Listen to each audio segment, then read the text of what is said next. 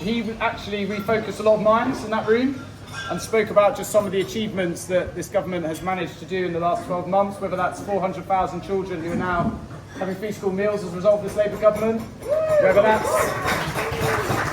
that's the 1.5 million homes we're going to build because of the planning, whether that's waiting lists coming down month after month after month.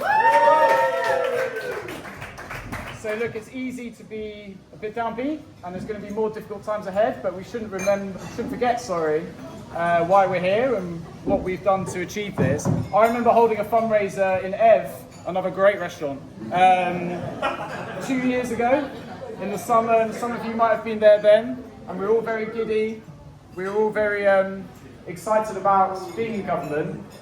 But my God, even though it's difficult now, it's much better to be here with a Labour government making changes to this country.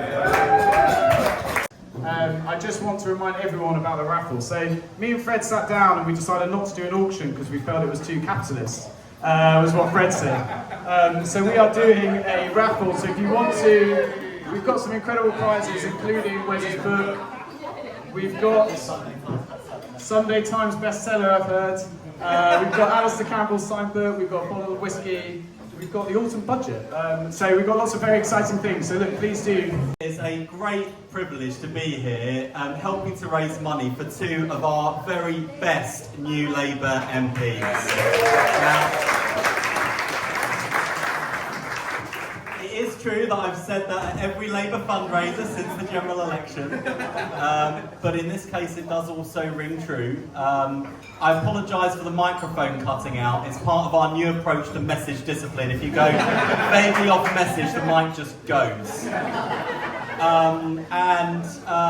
Look, the truth is that, honestly, you lot who've just come in at the last election, difficult week. I'll tell you what was difficult.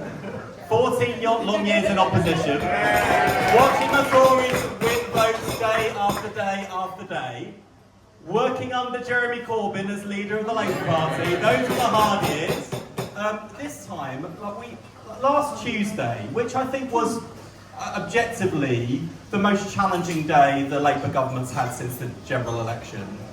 Last Tuesday, the decisions that we took as Labour MPs and a Labour government put more money into the pockets of the poorest people in our country. You don't do that on your best day in Labour opposition. If that's our worst day in Labour government, then thank goodness that we're in power and the Tories are consigned to irrelevance. So there's so much to be proud of since the general election. There are so many good Labour things that we have done, because we achieved only 12 months ago what so many people said was impossible.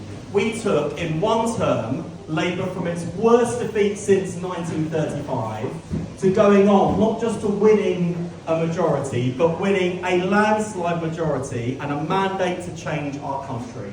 And it didn't happen by accident.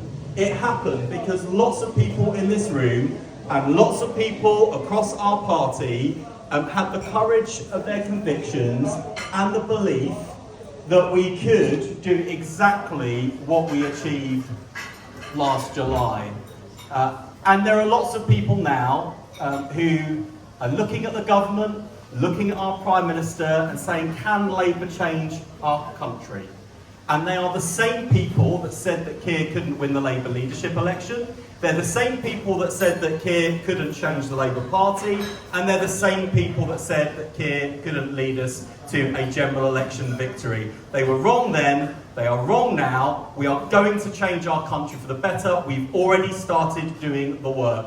That decision that Jake just mentioned on free school meals for kids on universal credit. That one decision on one day in a Labour government not only means that 500,000 children in our country will now receive a free school meal, it means that one decision on one day will lift 100,000 children out of poverty.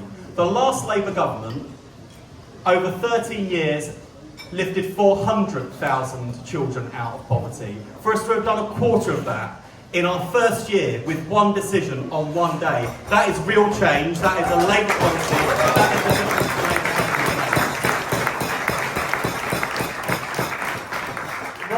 building on housing, not just building 1.5 million more homes, but making sure these are affordable homes. Homes for rent, genuinely affordable council housing. That is going to change people's lives. It's going to give families the security of a roof over their head, and from that security unlocks the opportunity that enables children growing up in those homes to go on and achieve their potential. And that is the difference a Labour government makes. The Employment Rights Bill that's completing its passage through Parliament, the decisions that we've taken on the national minimum wage to once again lift the lowest paid workers and their living standards. That is changing lives already. But there are so many things that we've been able to do in our first year in government that we were only able to talk about in 14 years of opposition. So I don't think there's much to be downbeat about, actually. I think there is a lot to be proud of in terms of the change that we are delivering. Government isn't plain sailing. We're going to make mistakes. We've made some in our first year. We'll make some in our next 3 or 4, and hopefully beyond that more years, because we're not perfect. And we do need constructive challenge. We need good critical friends who are on side and able to tell us when we're getting things wrong. And you need a government that listens and reflects and responds, and that's exactly what we've done. But you know, at the weekend, we marked 77 years since the creation of the National Health Service. And it came just 2 days after we launched a new 10-year plan for the NHS.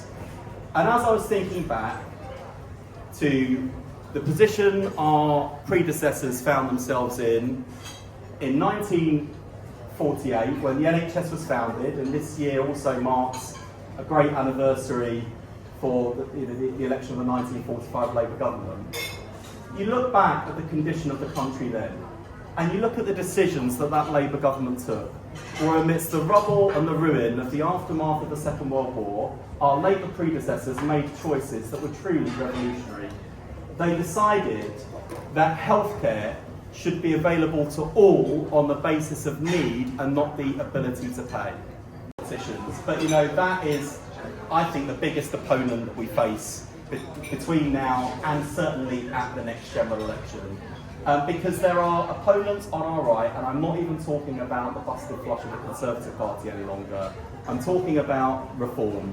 There are opponents to our right who are willing us to succeed, who know that if a Labour government can't turn our NHS around and get it back on its feet and make it fit for the future, that they will turn despair and cynicism and the crisis in the NHS into an opportunity to dismantle what our predecessors built 77 years ago. And we cannot let that happen. It is the same cynicism that wants people to believe that voting doesn't change anything, that government can't do anything.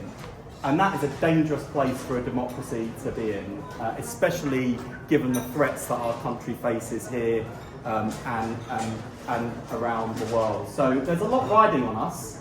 We have to rebuild our economy, we have to rebuild our public services, and we have to rebuild people's trust and faith in politics. And the only way we do that is by taking the trust that people placed in us at the last election and turning that into a manifesto that is delivered and change that is felt across the length and breadth of the country. And people are already beginning to see some of those choices in Plymouth and in Rother Valley. In Plymouth, the Derriford Hospital, a hospital I've built, not built,